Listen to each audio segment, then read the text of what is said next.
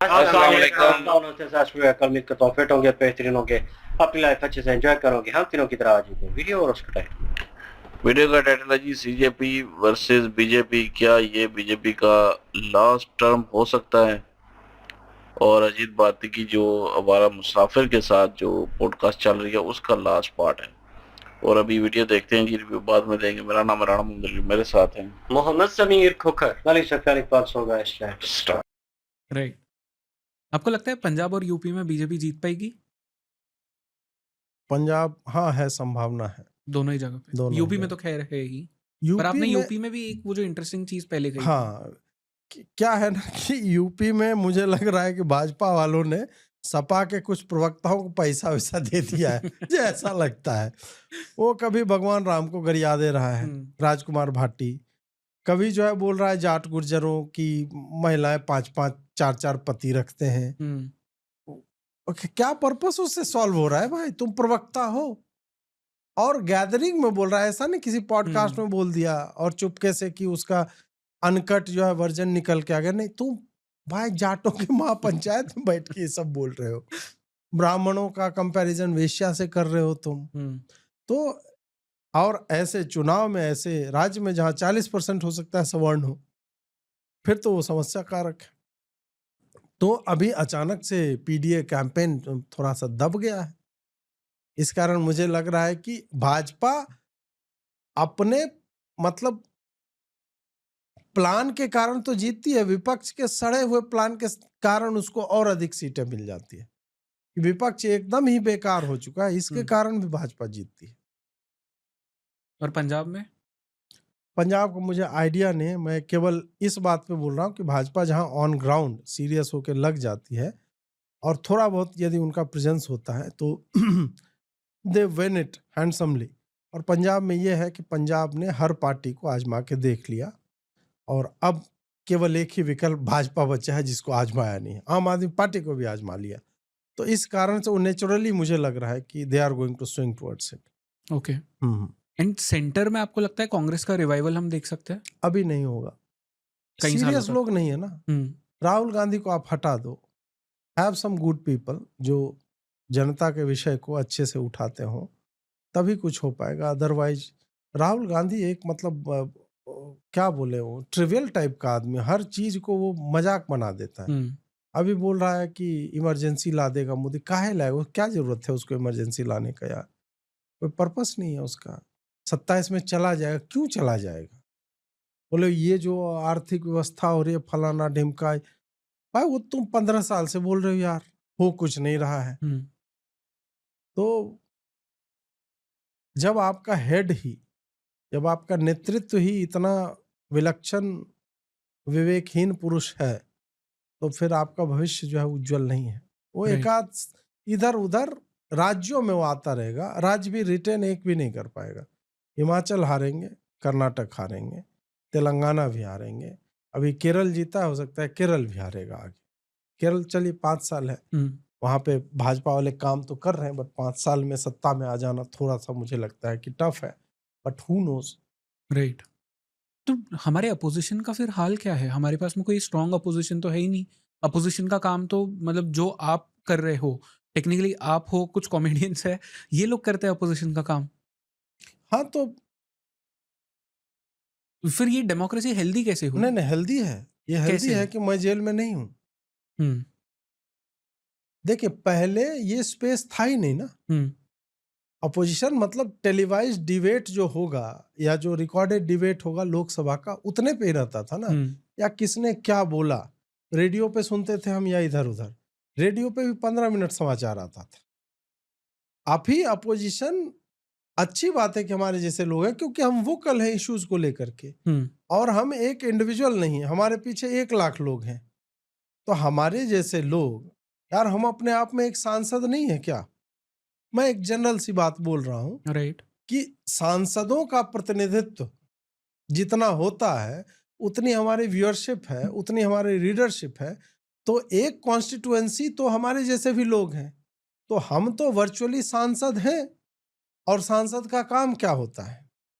सत्ता पक्ष में हो तो सत्ता पक्ष के बारे में बात करना, विरोध में हो या मतलब सत्ता पक्ष के लोग भी ऐसा नहीं है कि सरकार के विरोध में नहीं बोल सकते, प्रश्न पूछना चाहिए उनको भी यदि आप सीरियस हो तो हम तो वही काम कर रहे हैं एग्जैक्टली। तो हम एक वर्चुअल, आप कह लो कि हम वर्चुअल मेंबर्स ऑफ पार्लियामेंट हैं और इसी कारण से हम विपक्ष का काम कर रहे हैं।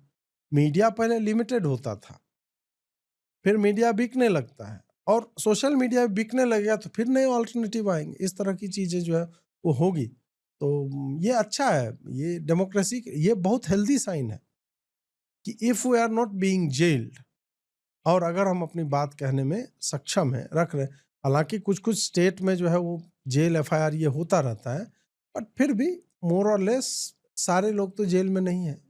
कुछ लोग कुछ लाइंस हो सकता है क्रॉस कर जाएं, या किसी को डराने के लिए थोड़ा सा कि अरे राहुल गांधी पे इतना नहीं बोलना है, अजीत भारती तुमको, मतलब राहुल और सोनिया को मैं बता रहा हूं कि 2024 के पूरे चुनावी कैंपेन के दौरान राहुल और सोनिया शब्द आप लिखोगे यूट्यूब के डिस्क्रिप्शन में, और वो मार्क्ड था मेरा चैनल। कल परसों मेरे एक व्यूअर ने बताया कि वो खुद यूट्यूब ह्यूमन रिव्यूअर था, बोला कि आपका चैनल मार्क्ड था।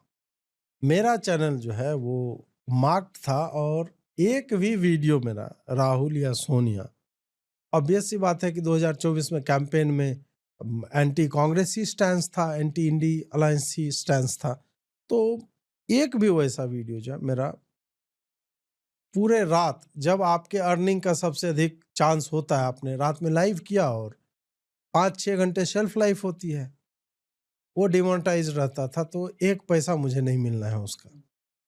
और नॉट दैट कि भाजपा मुझे पे कर रही थी, ऐसा भी नहीं था। तो ये जो डबल वैमी होता है एक तरह से, तो वो सहते हुए जो है आते रहे, तो ये सब अनुभव भी हुए हैं। बट ये किसी ने मतलब ऑफ कोर्स टारगेट किया था आपको, उसका मतलब? हाँ हाँ हाँ, इनके लोग हैं ना भाई, इनके लोग अमेरिका में बैठे हुए, इनके लोग हर जगह पे हैं, तो वो बोल देंगे, एक फोन जाएगा और आपका अकाउंट सस्पेंड हो जाएगा, फलाना, बहुत कुछ करवा सकते हैं, even being outside the system. अब तो चले थोड़ा सा ये है कि यूएस, मतलब ठीक है, अभी ट्रम्प के आने के बाद थोड़ा पगला ही गया है, लेकिन मोर और लेस थोड़ा बहुत अभी प्रो इंडिया स्टैंड है, क्योंकि एक मार्केट है यहाँ पे, ग्रोथ है यहाँ पे, गूगल का भी, ट्विटर का भी, सबको दिख रहा है यहाँ पे, तो थोड़ा सा लूजन अप हुए हैं, अभी ठीक चल रहा है, बट स्टिल मतलब the kind of growth that the likes of me should have had, तो वो नहीं मिल रहा है वो, क्योंकि हम रिकमेंडेशन और ये सब में हम आते ही नहीं कहीं पे। जो भी है वो एकदम ब्रूट ऑर्गेनिक, आप कह लो, ऑर्गेनिक भी नहीं, हम एकदम ढकेल के किसी तरह से सरवाइव कर रहे हैं, क्योंकि हमारा एक जो व्यूअर बेस है वो बहुत ही लॉयल है, वो खोज करके देख ही लेगा कहीं ना कहीं से। अजीत भाई, दिस इज समथिंग जो मैं खुद के लिए भी पूछ रहा हूँ और बहुत सारे ऑडियंस मेंबर्स के लिए भी पूछ रहा हूँ, क्योंकि आपकी जो ऑडियंस है, आपने कहा बहुत लॉयल है, एंड एक चीज़ जो आई थिंक हर कोई आपसे सीखना चाहता है, मैं खुद भी सीखना चाहता हूँ, ये जो क्लैरिटी ऑफ थॉट है, प्लस जो आपके एनालिसिस स्किल्स है, अगर किसी को ये शार्पन करना है, इसको और बेहतर करना है, तो किस तरह से कर सकता है? मतलब ऐसी क्या एक्सरसाइजेस है जो आप करते हो जिसकी वजह से ओवर द ईयर्स आपने ये स्किल्स बिल्ड की है? देखिए, एक क्लैरिटी ऑफ थॉट का क्या है ना, कि सिंपल सा होता है कि हम सब बायस्ड होते हैं, हम सब बहुत सोचने लगते हैं कि मैं ये लिखूं तो मैं किसको ऑफेंड कर दूंगा, या मैं ये प्रेज में लिख देता हूं इसका दूसरा एंगल उठा करके, तो फलाना आदमी प्रसन्न हो जाएगा, या पार्टी प्रसन्न हो जाएगी, या हमें इन्फ्लुएंसर मार्केटिंग में जो है हमें पॉलिटिकल कैंपेन्स का एड मिलने लगेगा। आप इस बायस को केवल हटा दोगे और थोड़ा बहुत भी आप में कॉमन सेंस है, यू विल नो एग्जैक्टली आपको क्या लिखना चाहिए किस विषय पे। मोस्टली क्या होता है कि यंग मैन एंड वुमेन, या जो भी अपकमिंग जर्नलिस्ट हैं, वो इन बायसेस से ना वो हट नहीं पाते हैं, और लोग कोई ना कोई उन्हें प्रेरित भी करता है कि अरे यार ये मत लिखो, ये जो है ना पसंद नहीं है, क्यों लिखना है यार, भाजपा से क्यों पंगे ले रही यार, ठीक ही तो है मोदी जी के, चुप हो जाओ, इस पे लिखो ही मत। तो इतने सारे जब नॉइज आपको आएंगे, और वो आपको कहीं ना कहीं सबकॉन्शियस लेवल पे प्रभावित करते हैं, फिर आपके नेचर में वो आ जाता है। और अगेंस्ट लिखने वाले जो हैं, उनका एक अलग बायस है, उनको देश में कुछ अच्छा ही नहीं दिखता है। मतलब कोई कैसे मैं, ये बेसिक चीज है कि अपने गांव के घर से बाहर निकलो, सड़क अच्छी बनी हुई है, मोस्ट ऑफ द केसेस, मैं ये नहीं कह रहा हूँ हर जगह। इलेक्ट्रिसिटी का सिचुएशन देखिए कितना सुधरा है। 3 घंटे पहले लाइट नहीं आती थी, अब 3 घंटे जाती नहीं, या 20-22 घंटे गांव तक में इलेक्ट्रिसिटी पहुंचाना। एम्स की संख्या बढ़ी है, हॉस्पिटलों का कंडीशन सुधरा है, टीचर्स को पेमेंट सही समय पे मिल रहा है, बहुत सारी चीजें हैं। फोन से आप एक फोन लेकर के पूरे देश में आप घूम सकते, you don't need a wallet. सब चीज है, समस्याएं फिर भी हैं, समस्याएं भी बहुत है, बट कम है, उनकी इंटेंसिटी कम हुई है, ये सारा कुछ है। तो जब आप उस पर आंख मूंद लोगे ना कि नहीं हमें जो है पेलना ही है इसको, मोदी को और इसको, फिर आप नहीं हो पाओगे। और मुझे लेकर के लोगों में यही समस्या है कि यार कल गरिया रहा था मोदी को, कल नहीं आज के आज गरियाया है 10 बजे, 2 बजे लिख रहा है मोदी ये बहुत बढ़िया काम किए ये वाला। उनको समझ ही में नहीं आता है कि विषयगत आलोचना और बड़ाई दोनों हो सकती, और वही होना चाहिए, वही जर्नलिस्ट का काम होता है। तो एक केवल बायसेज यदि हम अपने हटा दें और ये ना देखें कि इससे कौन ऑफेंड हो जाएगा, और भाषा थोड़ा नियंत्रित रखिए, भाषा का ही तो सारा खेल है। मैं उस स्थिति में हूं कि मैं माँ बहन की गाली दे सकता हूं। मैं एक बात बता रहा हूं आपको, मेरे 5 लाख फॉलोअर हैं, 0 भी हो जाए मुझे कोई फर्क नहीं पड़ता उससे, क्योंकि मैं किसी अन्य स्रोत से कमा लूंगा, मैं खेती कर लूंगा। मुझे इतनी स्पष्टता है कि I can do something in my life. तो मैं उसी को अपने जीवन का जो है ना जीविका का साधन नहीं बना के बैठा हूं। फिर भी मैं नहीं लिखता, मैं नेता को माँ बहन गाली नहीं देता, वो चूतिया लिख दूंगा, भड़वा लिख दूंगा, दलाल लिख दूंगा, मादर चोद बहन चोद नहीं करता मैं नेताओं को लेकर के। कुछ लोग करते हैं, माँ बहन गाली मैं देता हूँ, ट्विटर पर मैं खूब देता हूँ गाली, जो मुझे उस तरह से ट्रीट करता है। 5 फॉलोअर हैं, वो केवल और केवल मुझे गाली देने के लिए आए, फिर मैं उसको गरियाता हूँ। वो गरिया के मैं 1 आध घंटा उसको, चूंकि मैं गरिया दूंगा तो मेरे फॉलोअर्स भी उसको पेलने आ जाते हैं, माहौल बन जाता है, मैं डिलीट कर देता हूँ उसके बाद। नहीं, ये मैं मतलब बहुत सत्यनिष्ठा से बताता हूँ, क्योंकि वो मेरे लिए एक रिलीज टाइप का काम करता है। किसी ने मुझे क्यों गाली दी भाई, मैंने उसको तो लिखा नहीं, मैं किसी अन्य व्यक्ति को लिख रहा था, ये आकर के बीच में क्यों हीरो बन रहा है, तो उस कारण मैं देता हूँ। ठीक है, तो बायसेज हटा लीजिए थोड़ा सा और भाषा नियंत्रित रखिए, तो क्लैरिटी आ जाएगी, ये गारंटी है। और मैं कुछ नहीं करता, मतलब मैं आरंभ से ही ऐसा व्यक्ति, जब जब आप जो नेचुरल थॉट होता है ना आदमी का, उसको जो ही आप ब्रिज का काम करो, बांधना चाहोगे ना, वो फिर ठहरेगा और उसमें गंदलापन आएगा, समझे। वो सड़ांध हो जाएगी जल में, उसमें कृमि उत्पन्न होने लगेंगे, उसको बहने दीजिए। थोड़ा बहुत चैनलाइज कर सकते हैं आप, बट नदी को नदी रहने दो, उसको तालाब पोखर मत बनाओ। तो एक तो क्लैरिटी ऑफ थॉट जो है उससे आ जाएगी। दूसरा क्या पूछा था आपने? जो आपके एनालिटिकल स्किल्स है। यार एनालिटिकल स्किल आता है पढ़ने से, जो आजकल लोग करते नहीं कंजम्पशन हैं। से आता है, जो अभी हेडलाइन पे लोगों का हो गया है। अब तो एआई है, इतना अच्छा हो गया कि आप जो भी चीज आप लिख रहे हो उस पे आप थोड़ी सी लिख दो ना कि मुझे इस पे बताओ ये क्या है, मुझे 10 साल के बच्चे की तरह समझा दो। आप एग्जैक्ट यही वर्ड लिखोगे, एआई आपको उसी तरह से कि बाबू ये ऐसे ऐसे ऐसे करके लिख के बता देता है। अब मेरा क्या है कि मैं 15-20 वर्षों से इसी में, तो मुझे ऑलमोस्ट सारे फैक्ट, ये मेरा एक स्ट्रक्चरल इम्प्रूवमेंट होते होते, डेवलपमेंट होते होते यहाँ पे मैं पहुंचा हूँ। कोई यंग आदमी आरंभ कर रहा है तो दोनों तरह की चीज़ों को पढ़ना चाहिए, लेफ्ट राइट सब पढ़ो। लेफ्ट को पढ़ो, पता चलेगा क्या प्रोपेगेंडा चल रहा है, राइट को पढ़ो, उनका क्या एजेंडा अपना चल रहा है वो होगा। फिर फैक्ट चेक करो, ये जो बोल रहा है वो गलत है सही है। फिर भी हो सकता है जीवन में कई बार आप गलत लिखोगे, मैं अभी भी लिखता हूँ, क्योंकि सुबह में जो फैक्ट आता है वो 2-3 घंटे बाद बदल चुका होता है। मेरे जीवन में तो ऐसे अनुभव हुए हैं कि माँ बाप ने फोन पे जो मुझे बताया है तो 3 घंटे बाद पलट गए उस बार। मेरे पास रिकॉर्डिंग है, और मेरे पास गोपालगंज में साला केस कर दिया मेरे ऊपर, बिहार पुलिस ने। ये सब भी हुआ है। तो ये जर्नलिस्टिक लाइफ में ये सब भी होता है कि जो आपका सोर्स है वही जो है मुकर जाता है कई बार। क्या करोगे? तो पढ़िए, चारों तरफ से आँख कान जो है वो खुला रखना चाहिए, और उसके बाद फिर एनालिटिकल स्किल्स भी जो है आपकी डेवलप हो जाएगी। राइट। जितना पढ़ोगे उतना कंजम्पशन होगा, तभी आप जो है अच्छे से एक्सप्रेस कर पाओगे अपने आप। एंड जो आज हमने एक बात की है कॉकरोच जनता पार्टी की, एंड इससे जिस तरह से यूथ जुड़ा है, सो आपका कोई मैसेज है इंडिया के यूथ के लिए? इंडिया के यूथ के लिए मेरा यही है कि देखो, कितने भी फ्लॉज हैं हमारे देश में, और बहुत सारे हैं, उसके बाद भी पिछले 10-15 वर्षों में हमारा देश जो है बहुत रैपिड पेस से डेवलप हो रहा है, अच्छा कर रहे हैं हम। और जब हम अच्छा करने लगते हैं तो तरह तरह की जो है ताकतें हमें जो है सप्रेस करने के लिए लग जाती। बट फिर वही कहूँगा कि ऐसा नहीं है कि सारा योगदान उन्हीं ताकतों का है कि कुछ इधर उधर हो। कुछ हमारे पॉलिटिकल सिस्टम्स में भी फ्लॉज हैं, समस्याएं हैं। ऐसा नहीं है कि मोदी जी अवतार है, 240 ही सीट है, उसको भी बहुत कुछ देखना पड़ता होगा कि ये करूं नहीं करूं, कितना फ्रीडम है मुझ में क्या करने का, और सत्ता में आया हूं तो सत्ता में बना रहूं।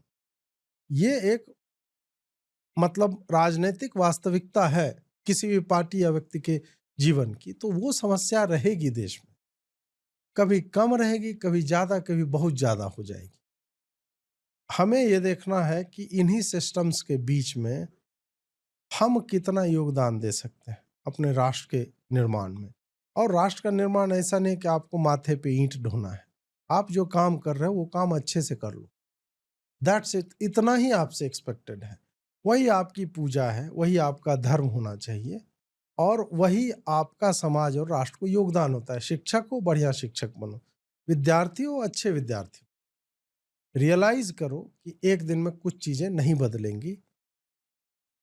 जो बदलाव यूथ को चाहिए उसके लिए हमारे जैसे लोग लिख बोल रहे हैं, आप भी लिखो, बोलो। हैक किया ना सीबीएसई का साइट 19 साल के बच्चे ने, तो उसको अपलोड कर रहे हैं ना, हम ही कर रहे हैं अपलोड यार, हमसे नहीं हो पाया।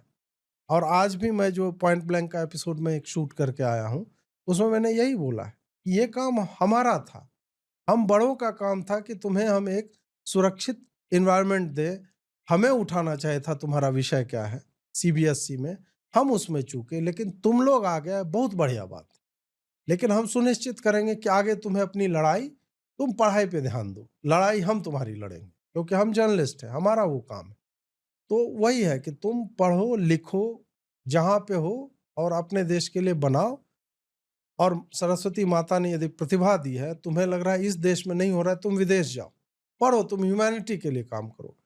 तुम इस बात से अपने आप को लिमिट मत करो कि इसी देश में रह करके मुझे रिसर्च करना है। नहीं हो पाएगा रिसर्च, नहीं है यहाँ पे फंडिंग। जब तक वैसी स्थिति नहीं आती, जाओ विदेश में जाओ, और भगवान ने मस्तिष्क दिया उसका प्रयोग करो, मानवता की भलाई के लिए लगाओ। अब किसी ने यूएसबी की खोज की, इंडियन था, यूज हो रहा है ना भाई भारत में भी, हम नाम उसका लेते हैं ना। बटन का आविष्कार भारत ने, मैं एक रैंडम सी बात बोल रहा हूँ, बहुत सारी ऐसी चीजें हैं जो विदेश में जाकर के भारतीय लोगों ने की, और उसका लाभ हमको मिल रहा है। वो आएगा धीरे धीरे हमारे पास तक, हमारा ही बच्चा है, हमारी ही सभ्यता से जुड़े तार हैं उसके। तो वो भी करना है, तो अपने आप को इस तरह से मत देखो कि नहीं यार देश में देश में ही योगदान है ये। तुम एक पर्पस से उत्पन्न हुए हो, तुम्हें भगवान ने प्रतिभा दी है, उस प्रतिभा को यदि यह भारत भूमि, उसको बढ़िया से खाद पानी यहाँ नहीं मिल रहा है, जहाँ मिल रहा है वहाँ चले जाओ, वहाँ जाकर के कुछ बढ़िया करो। बाद में जब तुम्हें लगे कि नहीं मेरी मातृभूमि आना है तो आओ, और मोर देन वेलकम। और जहाँ हो वहाँ से यह प्रयास करो कि हमारा देश जो है कैसे अच्छा हो सकता है। अजीत भाई, थैंक यू इस पूरे कॉन्वर्जेशन के लिए। इस पॉडकास्ट को एंड करने के लिए एक छोटा सा रैपिड फायर है जिस पर मैं एंड करना चाहता हूँ। हाँ हाँ थोड़े कंट्रोवर्शियल क्वेश्चंस हो सकते हैं ज़रूर, कीजिए बट कीजिए। ठीक है। तो शुरू करने के लिए, सीजेआई गवाई जो है उनका टेन्योर अगर आपको एक वर्ड में डिस्क्राइब करना हो तो आप इन दोनों में से कौन सा वर्ड चूज करेंगे, जस्टिस या एक्टिविज्म? मैं तो जूता चूज करने वाला था। उनके लुई वितान के जूते थे, और फिर उन पे किसी ने जूता जो है वो फेंक दिया था। एक्टिविज्म ही वर्ड है। जूते से ही दूसरा सवाल है, जिन्होंने जूता फेंका था उन्हें आप एक क्रिमिनल मानते हैं या एक ऐसा इंसान जिसके आइडियोलॉजी को या उसके बिलीफ को बहुत दूर तक पुश कर दिया? हाँ, वही सेकंड वाला। ओके। सेकंड वाला, वो एक विवश व्यक्ति था। हुँ, मतलब आप सोचिए कि उसकी एज कितनी, 73 साल या ऐसे कुछ हुँ, थी। एक बुजुर्ग व्यक्ति को ये करने की क्या आवश्यकता पड़ गई? राइट। आपने कितना हर्ट कर दिया होगा उसको। हुँ। इंडिया के लिए सबसे बड़ा थ्रेट क्या है? कांग्रेस का इकोसिस्टम या पाकिस्तान स्टेट? लेफ्ट है, लेफ्ट है तो कांग्रेस का इकोसिस्टम, कांग्रेस के इकोसिस्टम में पाकिस्तान भी तो आता है। हुँ। ममता बनर्जी का कमबैक होगा या नहीं होगा? फिनिश्ड और फिनिश्ड, डन है। उनकी पूरी पार्टी का कोई कमबैक नहीं है। हुँ। एसआईआर में जो 9 मिलियन वोटर्स का कट डाउन हुआ है, इसे आप क्लीन अप मानते हैं या पर्ज मानते हैं? क्लीन अप है यार, मच नीडेड क्लीन अप था ये। Is the Indian supreme court जो है बेसिकली सुप्रीम कोर्ट जो है, वो एंटी हिंदू है आपके अकॉर्डिंग? नहीं, नहीं। संस्था पूरी एंटी हिंदू नहीं होती है। वो कई बार क्या होता है, कुछ लोग जब वहाँ पहुँचते हैं, उनके भी कुछ जजमेंट वैसे होते हैं। जस्टिस सूर्यकांत ने जो जुबैर और नुपुर शर्मा वाले केस में बोल दिया था, बट आफ्टर दैट वो जब से सीजेआई बने हैं, एक आध बार कोई जजमेंट पे जो है मैंने आलोचना की, but most of the time he has been just very good. हाँ, तो वो पूर्णता में ना तो सिस्टम ना कोई भी जज, वो सब नहीं है। मतलब एक ब्रश में हम नहीं कह सकते उनको। बीजेपी का कोई एक ऐसा नेता जिसे सैक करने की बहुत ज़्यादा ज़रूरत है? मतलब बहुत है यार, बहुत है। अभी तो सब ज़्यादा ज़रूरत धर्मेंद्र प्रधान की है। हुँ, बाकी बहुत सारे इनके मिनिस्टर हैं जो किसी काम के नहीं है। मतलब हमारे ओके। सांसद हैं गिरिराज सिंह, हुँ, सब कोई काम के नहीं है। बस हुँ, काहे बने हुए पता नहीं। ओके। बीजेपी का ही कोई एक ऐसा नेता जो आपको लगता है कि भारत का फ्यूचर बदल सकता है? अभी तो अमित शाह दिखते हैं मुझे उस पोजीशन में। बहुत लोग एक्सपेक्ट कर रहे होंगे मैं योगी जी का नाम लूं, बट मुझे लगता है Yogi ji needs 5 to 10 more years in UP. पहले यूपी को आप बढ़िया बना दो, जिस पाथ पे वो ले जा रहे हैं ना, तो उनको और समय अभी चाहिए, बीच में नहीं छोड़ना चाहिए उनको। 10 साल हो जाए, 5 साल और देखिए, आपने जो बीज रोपा है, बिल्ड ऑन दैट। उसके बाद फिर हम देखेंगे, अनुभव भी तो आएगा ना, फिर हम देखेंगे। ओके। ऑल्ट न्यूज़ इन्हें आप फैक्ट चेकर्स मानते हो या पॉलिटिकल ऑपरेशन है एक? है वो पॉलिटिकल ऑपरेशन है ये तो। फैक्ट चेकर नहीं, सेलेक्टिव लोग हैं ये लोग, हुँ। सेलेक्टिव। हाँ, आपके चैनल को आप जर्नलिज्म मानते हो या एक्टिविज्म? जर्नलिज्म है। इसे जस्टिफाई कैसे करोगे आप? क्योंकि आपके क्रिटिक्स तो यही कहते हैं कि आप एक्टिविज्म ज़्यादा नहीं तो करते वो हो। डिफाइन कर देना एक्टिविज्म। एक्टिविज्म क्या होता है? जर्नलिज्म, मैं जो डेफिनेशन देता हूँ या वो भी जो डेफिनेशन देते हो, मैं वही काम करता हूँ। हुँ, उनका एक डेफिनेशन बायस्ड हो टाइप का होता है कि पत्रकारिता का धर्म है सत्ता से प्रश्न पूछना। मुझसे ज़्यादा तो आज के डेट में कोई पूछ नहीं रहा है, और हुँ, लगातार मैं पूछता ही रहा हूँ। नहीं दिख रहा हो किसी को, वो अलग बात है। मेरी परिभाषा जो है जर्नलिज्म की, वो है मैग्निफिकेशन और ऑब्जर्वेशन का। हुँ। गलत है उसको मैग्नीफाई करके दिखाओ, सही है उसको मैग्नीफाई करके दिखाओ। मैं वही कर रहा हूँ। अगर इससे इतर एक्टिविज्म क्या होता है कि आप एक विषय लेकर के, चाहे उस पे 1000 पॉजिटिव बातें हुई, आप पढ़े हुए रहो कि नहीं नहीं ये नेगेटिव ही है, उसमें समस्या है। राइट। ऐसा कोई इंसान है आज भारत में जिसे आप चाहते हो कि भारत से निकाल दिया जाना चाहिए? बहुत सारे हैं, मतलब एक का नाम क्या लिया जाए, और उस एक के निकलने से कुछ फर्क पड़ेगा नहीं। बहुत सारे, मतलब एक एंटिटी बोल दिया जाए तो मैं घुसपैठियों को बोलूंगा कि निकाल बाहर करो, ठीक है। फिर दूसरी एंटिटी जो एक्चुअल में कॉम्प्रोमाइज्ड हैं, जिनको विदेशी फंडिंग मिल रही है, और जो पर्पसफुली हमारे फैमिली सिस्टम को या हमारे समाज को तोड़ने के लिए वो लगे हुए हैं। तो वो एक, मतलब आप क्लास ऑफ इंडिविजुअल्स कह सकते हैं। एक सिंगल इंडिविजुअल को निकालने से क्या हुआ कुछ? वो तो आज के समय में किसी को आप जगह से निकाल दो तो वो थोड़ा काम थोड़ी छोड़ देगा वो तो बाहर जाके वही काम करता रहेगा। अगर आपको नरेंद्र मोदी का पिछले जितने ही सालों से उनकी सरकार बनी है उसमें कोई एक सिंगल सबसे बड़ा फेलियर लगता है, वो क्या है? शिक्षा, शिक्षा और संस्कृति दोनों। संस्कृति कैसे? कल्चर में भी इस सरकार ने कुछ काम नहीं किया है। मंदिर बन गया, ठीक है, आपने परिसर बनवा दिए, बट बियॉन्ड दैट जो सिविलाइजेशनल इश्यूज होते हैं, प्लेसेज ऑफ वर्शिप एक्ट है, हिंदुओं के मंदिरों को वापस करने की बात हो गई, या फिर हिस्ट्री जो है वो भी कल्चर का ही एक हिस्सा होता है, उसको सुधारना। मतलब जो काम सिंपली एक लॉ से हो सकता है, उसके लिए हमारे लोग जो है लगातार कोर्ट में पैसा खर्चा कर रहे हैं, समय खर्चा कर रहे हैं, तो दैट इज वो एक फेलियर है इनका। आखिरी सवाल, हर हिंदू को आप एक ऐसी क्या एडवाइस देंगे जिससे वो इस देश को आगे बढ़ा सकते हैं और हिंदुइज्म को बचा सकते हैं? बचाने के लिए यही है कि आप कम से कम आपके पास का जो भी स्थानीय हिंदू मंदिर है वहाँ पे जाना आरंभ करो। मीट गुड पीपल, खराब लोगों से नहीं, अच्छे लोगों से मिलो, क्योंकि उसका अभाव हो गया है। और अगर वो हिंदू मंदिर जो आपके एरिया का खराब सिचुएशन में है, तो आप कोई पुजारी अपॉइंट करो, कुछ पैसे सोर्स करो कहीं से, एंड गिव हिम दैट कि सुबह शाम जो है पूजा अर्चना करे। धीरे धीरे वो कम्युनिटी जो है ना, कॉमराडरी जो खत्म होती जा रही है इस मतलब डिजिटल एज में, वो थोड़ी सी वापस आएगी।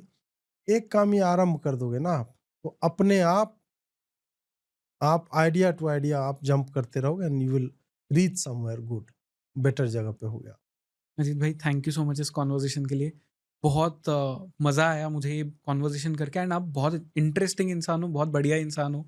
क्योंकि मैंने आई डोंट थिंक मैं पॉडकास्ट पे इतना हंसता हूँ।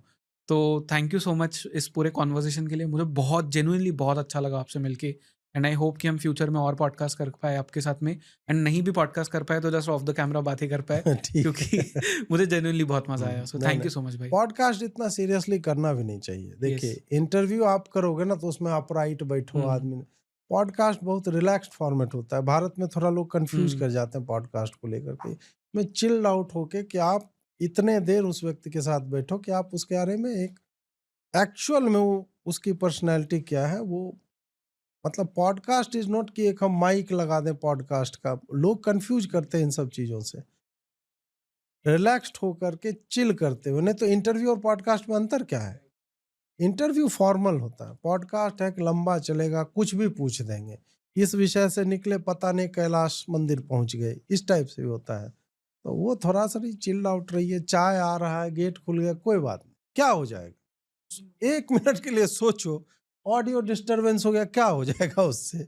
कुछ नहीं होता है। मैं जो बोल रहा हूँ, आप जो पूछ रहे हो, वो इतना इंटेंस होता है या वो इतना इनवाइटिंग और इन्वॉल्विंग होना चाहिए कि लोग को फर्क ना पड़े कि ऑडियो में थोड़ा बहुत इधर उधर ऊपर नीचे, ठीक है। तो चिल आउट रहिए, और आशा है फिर देखिए कब मिलते हैं। जी, thank you so much. Thank you भाई, थैंक यू सो मच।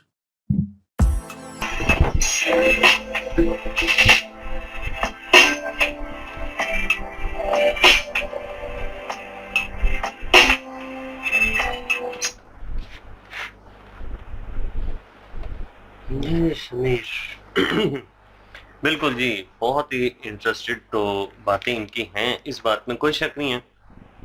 हालांकि इनकी बातें इस कदर अच्छी लगती हैं, समझने के लिए भी काफ़ी कुछ मिलता है, पता भी नहीं चलता और टाइम गुजर जाता है। जो बातें इन्होंने की हैं ना, वो बहुत ही डीप बातें जो हैं, एक स्टेट का एक फर्द होने के नाते, एक जिम्मेदार इंसान होने के नाते इन्होंने की हैं। और कहते हैं कि एक कह लें कि अपने देश के साथ मोहब्बत करने वाला जो इंसान होता है ना, वो कभी शख्सियत परस्त हो ही नहीं सकता। वो किसी एक इंसान को अगर अच्छा मानता है तो इसका ये मतलब कभी भी नहीं होगा कि वो उस इंसान की बुराइयों को भी डिफेंड करना शुरू कर दे। तो सबसे पहले तो ये बात है कि ये सच्चे एक भारतीय हैं और इस बात का इन्होंने प्रूफ दिया है। बीजेपी प्रो है, इस बात में कोई शक नहीं है, लेकिन जहां पे लगता है बीजेपी गलत कर रही है, वहां पे बीजेपी को भी क्रिटिसाइज जो है वो करने से बाज नहीं आते। हमारे पाकिस्तान में जो अगर आपको बताऊं ना, ऐसा होता है कि कुछ अच्छे लोग जो है उनको समझने में दिक्कत पाकिस्तानियों को होती है। आप पढ़े लिखे लोग हैं, आपको पाकिस्तान के साथ कंपेयर करना भी नाइंसाफी है कि अगर कोई किसी के खिलाफ बोल रहा है तो थोड़े टाइम के बाद अगर वो अच्छा बोलता है ना, तो यहाँ पे फौरी तौर पे कहेंगे कि इसका सॉफ्टवेयर अपडेट हो गया, अब इसको जो है ना वो समझाया बुझाया तो इसलिए ये अच्छा कर रहा है। तो इंडिया का तो ये सोच नहीं है, लेकिन ये है कि एक हैरान कुन बात आ जाती है कि यार ये फलां टाइम पे तो बीजेपी के खिलाफ बोल रहा था और अभी कह रहे कि बीजेपी ने अच्छा काम किया। तो इनका जो सोच है ना, इनकी जो सोच है वो बड़ी डिफरेंट टाइप की है। होनी भी ऐसी चाहिए कि जहां पे लगे कि गलत हो रहा है वहां पे गलत बोलिए, लेकिन जहां पे लगे कि सही हो रहा है वहां पे कम से कम तो सही बोलिए ना, अपोजिशन जो है वो इतना स्ट्रांग नहीं है। क्यों? क्योंकि वो स्ट्रांग इसलिए नहीं है, जहां पे देश की बात आती है वहां पे भी वो देश को उस कदर वैल्यू नहीं देते। वो कह लें कि हमेशा उनका एक ही बात है कि अच्छी चीजों में भी कीड़े निकालना उनका यही कार्य है। मतलब जहां पे देश की बात आती है, जहां पे देश पहले होता है ना, वहां पे पार्टियों को पीछे रख दिया जाता है। अगर मोदी जो है वो कोई अच्छा कार्य कर रहे हैं जिसमें देश को फायदा हो रहा है, कम से कम अपोजिशन को उसमें सपोर्ट करना चाहिए। अपोजिशन होती किस लिए? अपोजिशन इसीलिए होती है कि सरकार को सही ट्रैक पे रखने के लिए होती है, कि आवाम को एक आसरा होता है, एक उम्मीद होती है कि भाई अगर सरकार कुछ गलत करेगी तो उनको पूछने वाले लोग यहाँ पे मौजूद हैं, अपोजिशन है। और अपोजिशन की ये जिम्मेदारी होती है कि उनके जो गलत कार्य हैं उनको क्रिटिसाइज करें, और अवाम को वो मुद्दे जो हैं वो पता होने चाहिए कि सरकार जो है वो कहाँ पे गलत कर रही है। लेकिन यहाँ पे सरकार ठीक कर रही है, उनको भी गलत जब अपोजिशन करने में लग जाएगी तो फिर लोगों का वो एतमाद नहीं रहता अपोजिशन पर। फिर लोगों को पता होता है कि भाई ये जो है इन्होंने स्पेशली एक कम्युनिटी जो या एक पार्टी कह ले उसको टारगेट करना ही इनकी पॉलिटिक्स है। इसके अलावा इनके पास कोई है नहीं है दिखाने के लिए, आवाम के कह लें कि फायदे के लिए कुछ कार्य अगर इन्होंने किए हो तो वो दिखा के पॉलिटिक्स होता है। लेकिन इनके पास सिर्फ और सिर्फ एक नेगेटिव नैरेटिव के अलावा और कुछ भी बचा ही नहीं है। तो ऐसे लोगों के ऊपर फिर एतमाद करना थोड़ा मुश्किल हो जाता है। भाई साहब जो है वो कहते हैं कि गाली इतनी नहीं देता, अच्छे ही काम करते हैं यार, गाली जो है वो देनी भी नहीं चाहिए। अगर आपने किसी को गलत कहना है तो अपनी मर्यादा जो है उसका पालन करते हुए आप किसी को गलत अच्छे तरीके से भी गलत साबित कर सकते हैं। तो ये चीजें हैं। और कुछ लोग जो होते हैं उनकी आदत होती है कमेंट सेशन में अक्सर हमारे खिलाफ भी ऐसी बातें आ जाती हैं, लेकिन सबके साथ बंदा जो है वो लड़ना शुरू कर दे, ये अच्छी बात नहीं है। बस ठीक है, जो कोई जिसका विचार है वो कहता फिरे। अब जो कोई जिसके पास होगा वो वही लोगों को देने आता है। अगर किसी के पास अच्छे विचार है तो वो अच्छे कमेंट्स करेगा, अच्छी अपनी विचारधारा का जो है वो उपयोग करेगा। अगर किसी को क्रिटिसाइज भी करना है तो एक अच्छा इंसान जो होता है ना वो बड़े तरीके से उसको कहता है कि भाई आप जो कह रहे हैं ये गलत है, इसका जो आपने बात छेड़ी है इसकी जो रियलिटी है वो ये है। वो बड़े तरीके से बंदे को समझाते हैं, बंदे को समझ भी आता है। लेकिन जो है वो गालियां देकर अगर कुछ कहेगा तो भाई वो फिर चीजें जो है वो बुरी लग जाती हैं। बाकी इन्होंने कहा कि पंजाब की इन्होंने बात की है कि पंजाब में आने वाले टाइम में बीजेपी का राज होने वाला है। क्यों? उसकी वजह क्या है? वहां पे आम आदमी पार्टी की सरकार बनी। आम आदमी पार्टी जो है वो जिस तरह से लोगों को उम्मीदें थी उस तरह से उनको डिलीवर ही नहीं कर पाई। डिलीवर जब नहीं कर पाई और दोगलापन और मुनाफिकत जो है, भाई सोशल मीडिया का दौर है, मेन स्ट्रीम मीडिया अगर नहीं भी दिखाता तो बहुत सारी चीजें ऐसी हैं जो खुल के सामने आ जाती हैं। दोगलापन और उनकी मुनाफिकत ये थी कि काकरोच को वो सपोर्ट करते थे। काकरोच को उन्होंने कहा कि स्टूडेंट्स का मुद्दा उठाइए और इसके ऊपर पॉलिटिक्स की रोटियां भी सेकिए। वो एक उनका लक्ष्य था, एक उनका टारगेट था। कहीं ना कहीं सरकार को वो बदनाम करना चाहते थे, कहीं ना कहीं सरकार के खिलाफ लोगों का जो माइंड सेट बना हुआ है उसमें वो नेगेटिविटी डालना चाहते थे। लेकिन ऐसा तो कुछ हुआ नहीं। लेकिन अगर बात स्टूडेंट्स की है तो आम आदमी पार्टी जो है वो पंजाब में बैठी हुई है। वहां पे जो रियल स्टूडेंट थे उनका किसी पार्टी से कोई ताल्लुक नहीं था, वो वाकई अपने इंसाफ के लिए आए थे। उनके ऊपर लाठीचार्ज हुआ, किसने किया? आम आदमी पार्टी ने किया। इट्स मीन के आम आदमी पार्टी को इस चीज से कुछ लेना देना नहीं है कि जो स्टूडेंट्स के साथ हुआ वो गलत हुआ। स्टूडेंट्स की तो बात ही नहीं यहाँ पे तो सिर्फ और सिर्फ उन्होंने अपनी रोटियां सेकने के लिए काकरोच जो है उसको एक मोहरा बनाया। और काकरोच जो है वैसे भी उसके ताने बाने जितने भी अभिजीत शीत ये लोग जितने भी हैं, ताने बाने इसके इन्हीं लोगों के साथ जुड़ते हैं। या कोई कांग्रेस का निकलेगा या फिर कोई आम आदमी पार्टी का निकलेगा।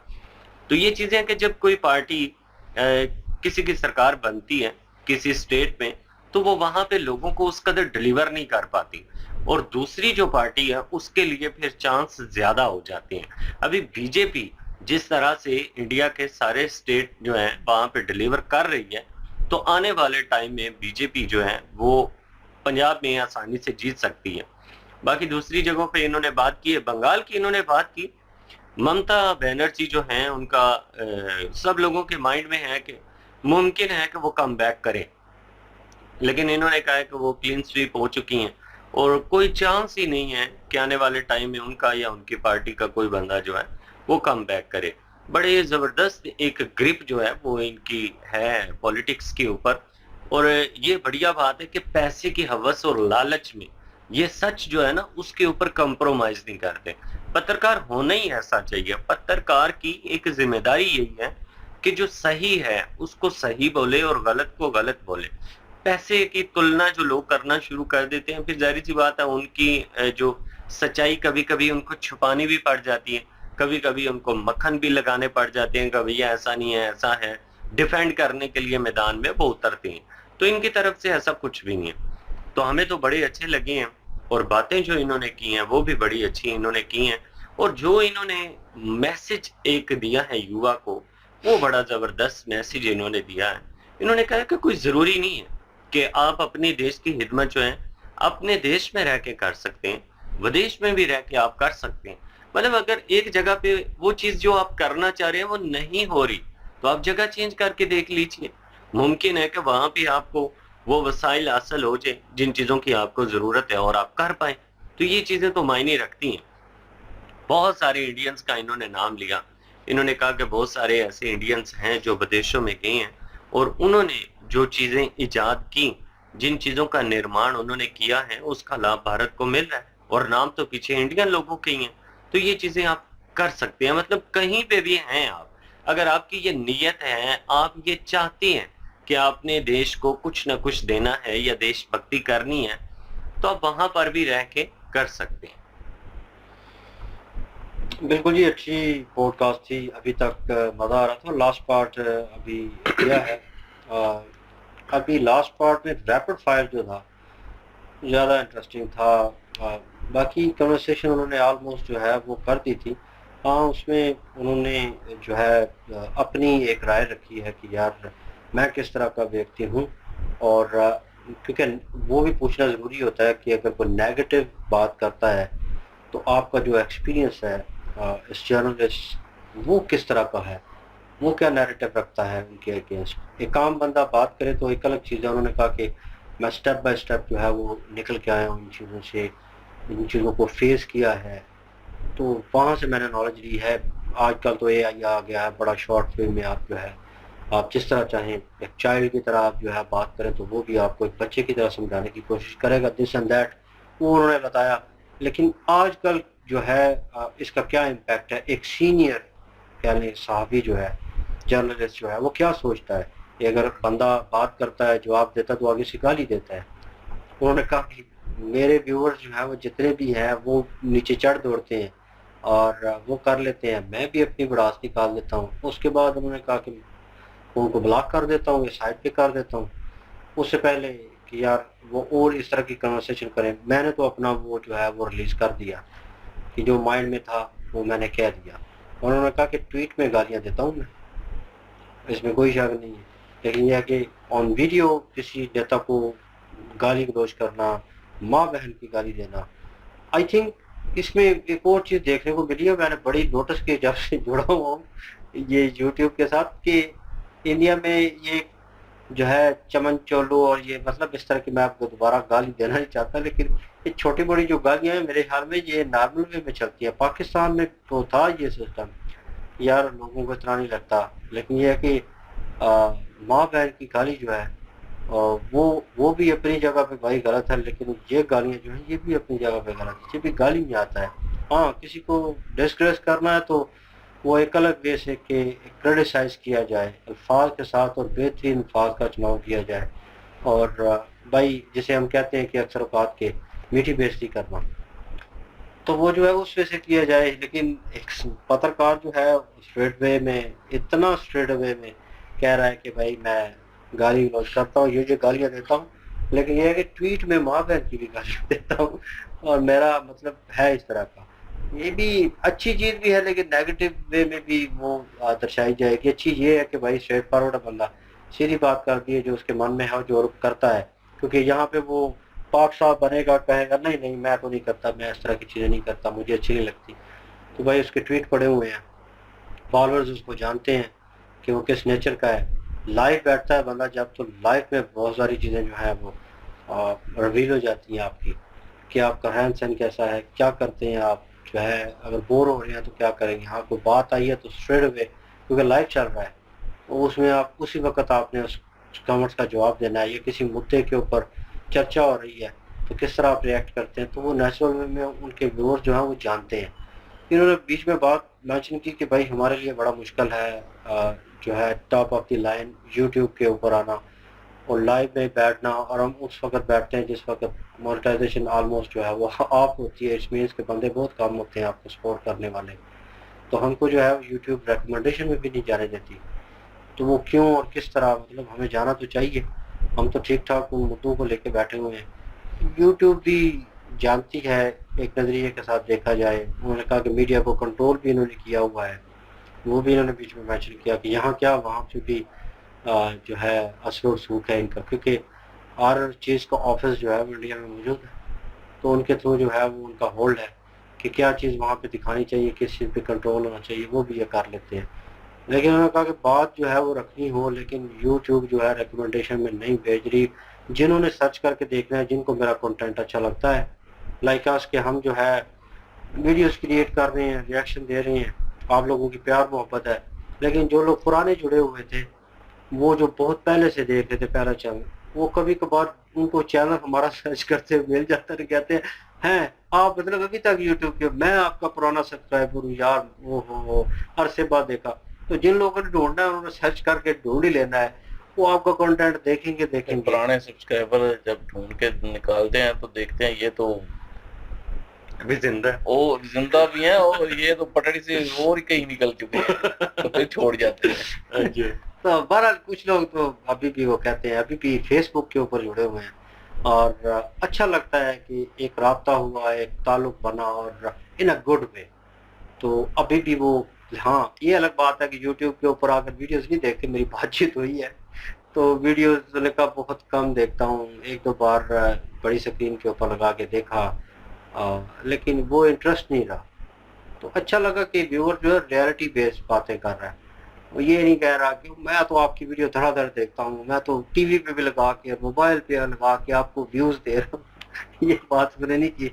उसने कहा सिंपल वे में मूड होता है, लेकिन देखी मैंने वीडियो, मुझे ज्यादा इंटरेस्ट, क्योंकि वो लोग जो पहले चैनल के साथ जुड़े हुए तो फनी वीडियोस के तो साथ, वही कह रहा हूँ ना कि पटड़ी से वो इधर निकल गया, छोड़ो इसको। तो हम जो है वो कैटेगरी चेंज कर गए। खैर एनीवेज, रैपिड फायर बहुत अच्छा था, कह लो कि पूरी वीडियो जो है वो बड़ी बैलेंस थी और बड़ा मजा आ रहा था बाकी कन्वर्सेशन का। और जो पॉडकास्ट कर रहे हैं वो भी कह रहे हैं कहीं ना कहीं कि एक अच्छी कन्वर्सेशन, और मैं ज़्यादातर मुस्कुराता नहीं, तो भाई चीज़ें मुस्कुराने पे मजबूर कर देती हैं जब एक बंदा अपोजिशन के बारे में जो है वो बात कर रहा हो, और जो हालिया हुकूमत है जिसको सपोर्ट कर रहा है उसके बारे में भी वो लिख रहा है। वो कह रहा है कि व्यूअर्स का पता नहीं चलता, वो कहते हैं ये क्या पागल है यार, ये 10 बजे तो तारीफें कर रहा था, कुछ देर बाद ये गालियां कर रहा है या कुछ कर रहा है, ये क्या ड्रामा है। तो मतलब भाई उसका काम, उसने कहा है कि मैं एक जर्नलिस्ट हूँ, मेरा ये काम है, मैंने ये कर, जर्नलिस्ट का काम यही है कि आप अच्छा करोगे आपको सपोर्ट होगी, आप बुरा करोगे वो इम्पैक्ट पूरे भारत के ऊपर पड़ेगा। और एक किस्म का वो भी कहीं ना कहीं 1 या 2% कह लें कि कंट्री को रिप्रेजेंट कर रहा होता है, कंट्री को सीधी राह पे लाने की कोशिश कर रहा होता है, बताता है कि नहीं नहीं आप जो काम कर रहे थे पहले ठीक ट्रैक पे थे, अभी आप पटरी से उतर रहे हैं, अभी आप गलत कर रहे हैं, ये इन लोगों के साथ नाइंसाफी होगी, ये गलत होगा, तो फ्यूचर में ये चीजें, वो चीजों को थोड़ा एलेबोरेट करता है, लोगों के सामने रखता है कि इसमें ये खदशात हैं, ये हो सकता है। तो उसका काम है, पत्रकार का काम यही होता है। तो आजकल तो पत्रकार जो है वो उस वे से चिपकू किस्म के बन गए कि पैसे दे दो, मर्जी से बुलवा लो, ड्रेसिंग करवा लो, मेकअप किया हुआ, 2-4 खबरें सुनाई, हाईलाइट करके निकल लिए टीआरपी लेकर। असल चीज जो दिखानी थी, जो हेडलाइन देते हैं वो हो गया, और जिसका ये हुआ वो हुआ, और असल खबर का पता नहीं 10 मिनट लगा देते हैं, 10 मिनट में पता नहीं चलता हुआ क्या है भाई, किधर हो गया है, किसने किया है, वो नहीं निकालेंगे, वो बार बार रिपीट चलाते रहेंगे। क्यों? क्योंकि टीआरपी लेनी होती है लोगों को। अब लोग जो हैं इन जैसे लोगों को फिर वो लाइव आते हैं, वीडियोस करते हैं, ठीक है, तो फिर भाई उनका इम्पैक्ट ज़्यादा होगा, क्योंकि वो शॉर्ट वे में आपको इतना बड़ा मुद्दा कवर करके देते हैं कि ये चीज़ें हैं, तो आप बेहतर समझ सकते हैं उस चीज़ को। लेकिन एक अच्छे पत्रकार हैं, मैं अपने वे से बोलूँगा ना, पर्सनल एक्सपीरियंस, बहुत सारी चीज़ों के ऊपर डिसएग्री भी कर सकता हूँ, लेकिन एक अच्छा इंसान है कि जो स्ट्रेट फॉरवर्ड है, जो है वो है, और वो दोगला चेहरा लेकर नहीं घूम रहा यहाँ पे सोसाइटी में। ये चीज़ अच्छी है, अच्छी पॉडकास्ट थी, मज़ा आया।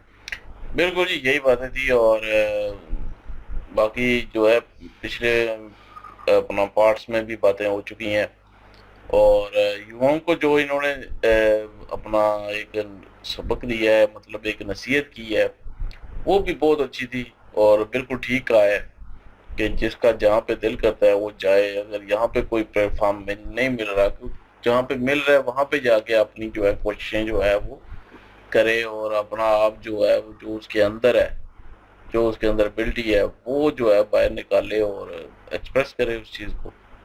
तो ये बिल्कुल अच्छी चीज़ है एक। और बाकी इन्होंने अपने बारे में तारुफ करवाया, और वो तो हम पहले भी कह चुके हैं कि ये है तो प्रो ही बीजेपी, इसमें भी कोई शक नहीं है। लेकिन जो अगर कुछ गलत लगेगा उसके खिलाफ भी बोल पड़ते हैं बीजेपी का। तो सियासत पे इनकी ग्रिप अच्छी है, और इनको पता होता है कि कौन से एरिया में क्या होने वाला है। मतलब एक जर्नलिस्ट हो के उनको खबरें इतनी आती हैं, उनको पता होता है कि वहाँ पे क्या सीन चलने वाला है, तो क्या होगा आने वाले वक्त में, कौन पार्टी जो है लीड करेगी, कौन पार्टी पीछे रहेगी। तो ये सारी चीजें जो है इन्होंने मेंशन की हैं। अच्छा लगा जी इनका पॉडकास्ट देख के, जबरदस्ती एंजॉय किया। और ये ले जी लास्ट पार्ट है आपने एंजॉय किया होगा, और कमेंट सेक्शन भी होगा ना आपके लिए इनकी वीडियो की लिंक भी डिस्क्रिप्शन में मौजूद होगी। प्लीज इनके थ्रू हमें भी सपोर्ट कर दीजिएगा। इंशाल्लाह मिलते हैं नेक्स्ट वीडियो में। अपना क्या रखिएगा, दुआ में याद रखिएगा। तब तक के लिए अल्लाह अल्लाह हाफिज। हाफिज, पीस।